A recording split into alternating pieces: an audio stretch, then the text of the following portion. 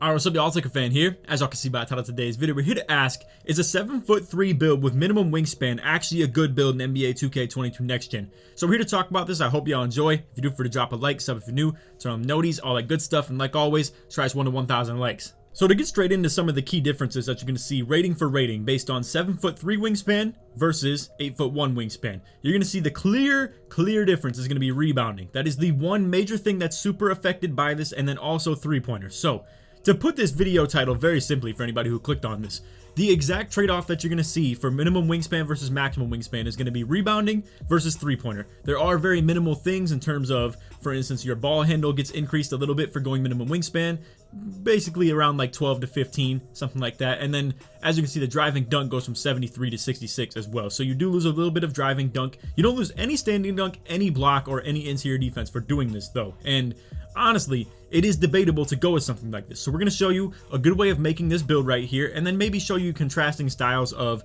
making a 7'3" with the maximum wingspan if you chose to. Alright, so like we were saying, the positive side of making the minimum wingspan is going to be three-pointer and mid-range, and then the negative side is going to be rebounding in terms of offensive rebounding and defensive rebounding. Obviously, steal saw a little bit of a decrease as well. It's going to make it so we can only get bronze interceptor instead of silver. At 7'3" with maximum wingspan, you can get 60 steal, which is going to give you the silver interceptor, which low-key definitely speaks a little bit to the power of this build. For Pro-Am especially, it's disgusting how much distance these people can just make up. And you're 7'3" with an 8'1" wingspan. It's just ridiculous how much area you can cover as that 7'3" build. But again, like we said, it doesn't impact your interior defense or block ratings at all. It's definitely worth thinking about in terms of if you want a more reliable three-point shot or mid-range shot, you want to be able to post fade or just all types of stuff like that more consistently. And don't take these ones right here too much to heart because it's just very minimal badges. They only get them on bronze, but you can get glue hands and unpluckable on this build for having the 53 ball handle. And honestly, you're still going to get plucked like crazy, but it might protect you a little bit more than the sake of having 25 ball handle. And you guys know how some of these people are going to be when it comes to hawking all over the court. As soon as you touch that ball, when it's outside the three-point line and beyond, you're going to get spammed all over the place. Now, however, you do feel a little bit more protected when it comes to inside the perimeter, where you have the post control to protect you in that regard. Now, I have it at 85 right here because you're going to be able to get every badge at Hall of Fame in terms of back down punisher, post spin technician, drop stepper, all types of stuff like that. It gives you every badge that's related to post control at the Hall of Fame level. Now, if you still wanted this higher, it's totally understandable. I do realize why you would want that because obviously this is your way of protecting the ball in terms of your way of scoring essentially. Now, another thing that you can see, we don't have standing dunk on this build. I understand some people out there are going to want this. Me personally though, I'm seeing this build from the lens of someone who's playing as a stretch big. You're going to be pick and popping a lot, and what you're going to be able to do as well is still be able to get the driving dunks, aka pick and rolls on the run. The only time that standing dunk is ever going to be relevant in terms of what you want to do is off of drop steps, which, don't be wrong, could be valid, but if you have the super height advantage on people anyway, you have the max close shot, it's not going to be a problem. And then with having max close shot, you also get this disgusting badge right here, Hall of Fame hook specialist. You need 99 close shot for this. You also will get mouse in the house on Hall of Fame. You'll get pro touch on Hall of Fame and grace under pressure on Hall of Fame.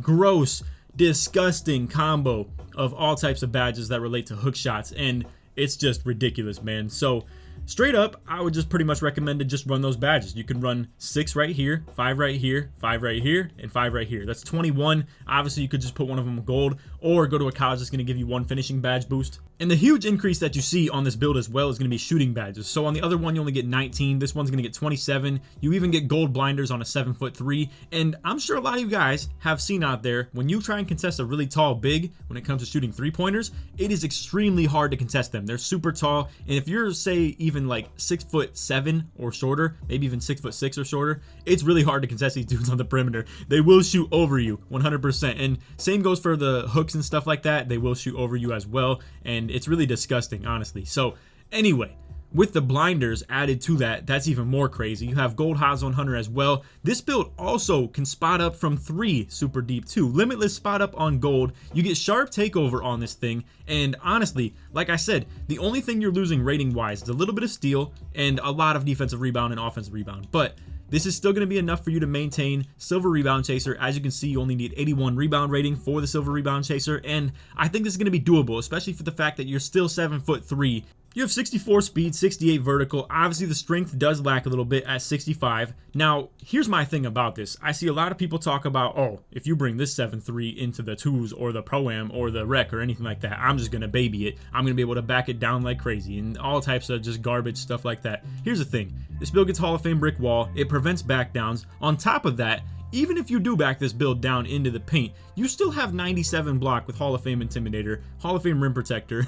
Like I said, 97 block, Hall of Fame Pogo Stick. I mean, you don't need super high strength to be able to counter people in the post. You're insane if you think so. I mean, you can literally, if you're going up for standing layups and you're 7'3" and you're going against a 7'3", you're still going to be contested. So anything to do with being 7'3" literally just prevents people from anything to do with standing layups. It really defends hooks well too, from interior defense to block rating, like I was saying, Intimidator, all types of stuff like that. This build is perfectly fine in terms of that. And honestly, my true opinion when it comes to these builds right here with the bigs, I think 30 defensive badges might be a little bit overkill. Don't get me wrong, it's not a complete waste. As you can see, there's a lot of defensive badges on here. So for instance, you got Rim Protector, Intimidator, Box, Brick Wall, Chase Down Artist. Maybe Defensive Leader would be worth running, but somebody else on your team could potentially run that. You do get Hustler on gold as well, so you have 50 perimeter defense right here, and you're gonna see again, you do get the Hall of Fame Pogo Stick. So all of these badges are pretty viable. I feel like Bronze Interceptor is a must on this build as well, and you do only get Silver Worm, but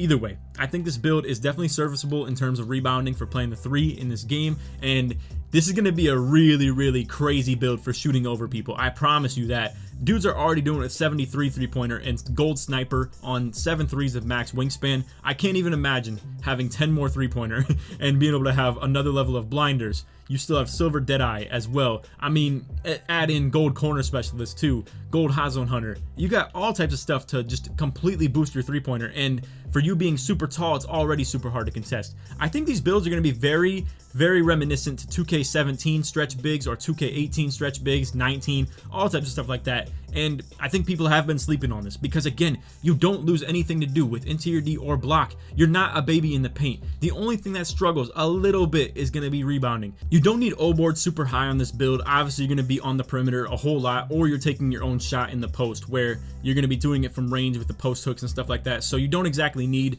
offensive rebound on this build. I just upgraded it for the sake of actual defensive badge increases. As you're going to see, if we go to the max amount that you can get, or the minimum amount that you can get while still having the max defensive rebound, you're only going to have 24 defensive badges. We can easily go to 29 on this, and then boom, that's a nice little 5 right there for the sake of only 1 overall point anyway. So definitely worth doing if you ask me. So a minor tweak that I made to the build, if you're someone who wants to use this as more of a pick and roller rather than to constantly pick and pop, or to be a post up option off of the pick and pops when you get the mismatch, whatever the case may be. If you are more wanting to actually be able to viably standing dunk, I think 76 is going to be a good rating for you. It's all you need to get the silver rise up. You could have 75, but I just put an extra 1 on for the finishing badge right here. 72 is all I have for the standing dunk rating on my 6'6" build that I run center with. Like, I literally run pick and roll for anybody who hasn't already subbed to the channel or isn't familiar with this. I run pick and roll with a 6'6" build that has 72 standing dunk. All I have is bronze rise up and silver fast twitch, and I can literally standing dunk everything wide open. You don't have to worry about a single thing when it comes to pick and roll offense in terms of actually just dunking when open. Now, to make that happen, I did lower the interior defense to 91. It lowers it to the point where I only get gold brick wall instead of Hall of Fame. If you're someone who was more okay with having 70 pass accuracy for the silver bullet passer instead of gold, what you could do is just up the interior D back to 95, and then boom, you have the Hall of Fame brick wall right there. You could up the offensive rebound even more. You could put the ball handle back on the build. Honestly, it's hard to say what you want to do in terms of balancing this. Obviously, I did have to drop the ball handle to also get the standing dunk to this point. It's really tough to say. I think you can get away with not upgrading standing dunk on this build though, especially at the fact that, once again, you're 7'3", people aren't gonna be able to contest you. You got mouse in the house, you got grace under pressure, you got pro touch, you got all types of stuff to help you not even be contested on standing layups in the first place. And I don't think you have to worry about dunking the ball. And in the first place too, I think you can just literally dunk the ball on driving dunks, and you'll be able to have decent packages. You'll be able to perform them. I really don't think you need standing dunk rating to actually be able to just dunk in the sense of a pick and roller. Now, if you're sitting right below the basket and not coming off a screen for it, that's a different story. It's obviously tied to standing dunk in that regard, but either way, if you're screening for the mismatch or something like that on 2v2 and you have a guard on you, there is no shot they're ever contesting you with the 99 close shot, and you're just 7'3". Again, mouse in the house, I cannot speak to enough of it. Like, it's just crazy. So you could make this form of the build if you really wanted to. Again, it has the 99 close shot. It has the ability to driving dunk, driving layup. You can still get standing dunks with it in terms of the pick and roll. You got 85 post control for every Hall of Fame badge tied to it. You got really good mid-range for the post fades and just in general mid-range pick and pop, all types of stuff like that.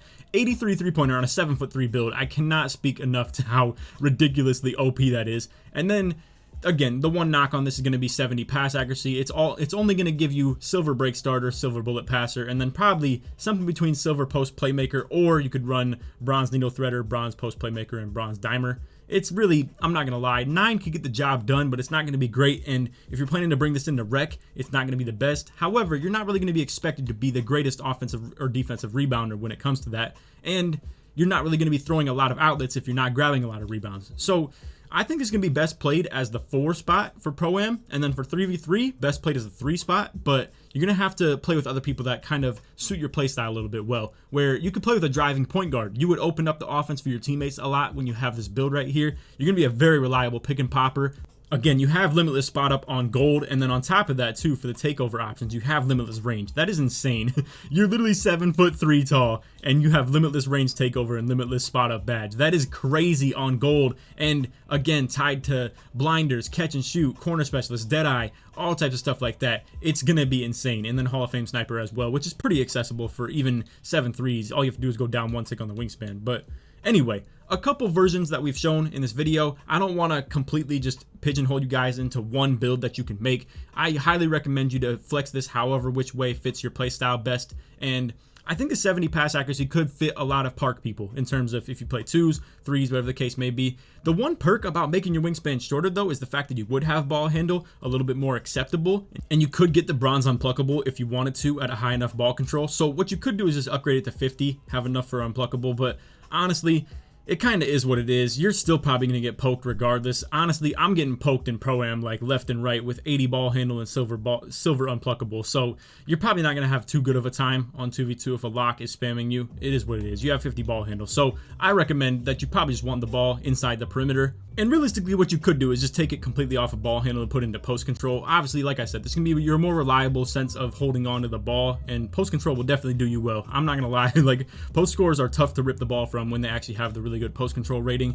And again, that's gonna be tied to a lot of the way that you score, especially off of screens and stuff like that too. If you're coming out here, you're setting the screens on 2v2, you're getting the Hall of Fame brick wall. People are not gonna be able to fight through that. And what you get off of that is a guard on you on the pick and pop, because they're not going to be able to play front back. I promise you, when it's really good screens that you're setting with the Hall of Fame brick wall at 7'3", your point guard's going off of it, he's going for the drives. Big man has to pick him up, and then the guard's going to have to pick you up off the pop. And then just like that, you could enter the post off of the pop, and then you have the guard on you, big man on your point guard, and just like that, he's going to have to double team. You're going to be able to at least pass it out viably with the silver bullet passer. But either way, this is going to be a really dominant build. I really do believe. So for the takeover options, you're going to have sharp, rim, and post. Now, here's my thing, right? I think this right here could be really, really cool. You run double limitless range. I'm not going to lie. This is all for flashiness. It's not going to be effectiveness at all. But honestly, it's still going to boost your three-point rating either way. But honestly, double limitless range could be kind of nasty on a 7'3". That one last time gets limitless spot up on gold as well. You're going to be shooting from super deep with this build with 27 shooting badges and 83 three-pointer. This is really crazy. I honestly feel like this could be somewhat game breaking too, because 7'3s have already been super dominant in terms of the crazy chase downs you could get with it. Super high block rating, super high interior D. Then nobody's babying you in the paint with this, regardless of your wingspan. I promise you, 96 interior D with 97 block at 7'3". Doesn't matter what your weight or your strength or your wingspan is. You're literally, the ratings are there. You're going to be able to defend people really, really well. And then shooting over them with the close shot rating in the mid range and the 3-pointer, it's going to be disgusting. And again, this right here could really, really go stupid. So just to show you guys that I backed this build entirely, my boy SK made this, and I told him I would also pay for his build because I wanted to use it and also show you guys this in video form. So I want you guys to drop a like on this video. I will 100% bring you gameplay of me playing with this build right here on 2v2, 3v3, whatever the case may be. We finally got through all the super competitive stuff that we had to do, from stage tournaments to Pro-Am and WR and stuff like that. That's still going on, but we got our games played that we needed to meet the requirement of. So now we're able to just kind of chill a little bit and be able to do stuff like play with this right here on park and like stage, whatever the case may be. So anyway, we will 100% play with this. I wanted to show you a little compare contrast though. So again, SK is going to have 99 close shot on this with 90 post control. He has the 88 mid-range, 83 three-pointer. He's going to have 85 pass accuracy, 91 interior D, 97 block, 82 rebound. All the physicals exactly how I had them in the first place. And now I'm going to show you my build. So I am over here on a 7'3" that I made as well. It's just a little rough showcase of it because obviously I'm at 88 overall. I'll probably even hop into my player builder and show you real quick. But either way, this is going to be what the 7'3" trade-off is that we've already shown, where I have super high defensive rebound. Offensive rebound is still super high as well. Block and interior D are the exact same as what the other 7'3" was. And my three-pointer is just a little bit lower at 73. It's completely up to you what you want to do with this wingspan. But again, just remember the only trade-off to it really is mid-range, three-pointer, offensive rebound, defensive rebound. 2 are going up, 2 are going down no matter what you do. So that's pretty much as simple as that. On my build right here, I didn't upgrade close shot super high and I don't have post control. I felt like I'm just using this as a pick and roller with the rare occasional pick and pop, and I wanted this to be a really, really good defensive build. And honestly, maybe the ball handling speed with ball is a little bit overkill to put on. I probably could have had a little bit more close shot, but I didn't really care about it. I'm not throwing up hooks by any means. I just wanted to be big. I wanted to be able to just play crazy defense and stuff like that and set really big screens and maybe be able to pop off it occasionally. So anyway, that's off video. I hope y'all enjoyed. If you did, feel free to drop a like, sub if you're new, turn on them noties, all that good stuff. If you made it to the end of the video, put 7'3" in the comments to sort of support me all the way through, or 73 if that's just easier for you. But anyway, like I said in the intro, let's try this 1 to 1,000 likes. And feel free to leave your feedback in this video as well. If you have any thoughts on whether you think the 7'3" is gonna get babied, I'm not gonna lie, I'm probably not gonna heart the comment because I completely disagree with that. I think the 7'3" with minimum wingspan is still gonna be super fire. If anything, I'm pretty positive lowering the wingspan actually ups your strength as well, ironically. But anyway, that's off video. Hope y'all enjoyed, and that take it easy, man. Peace.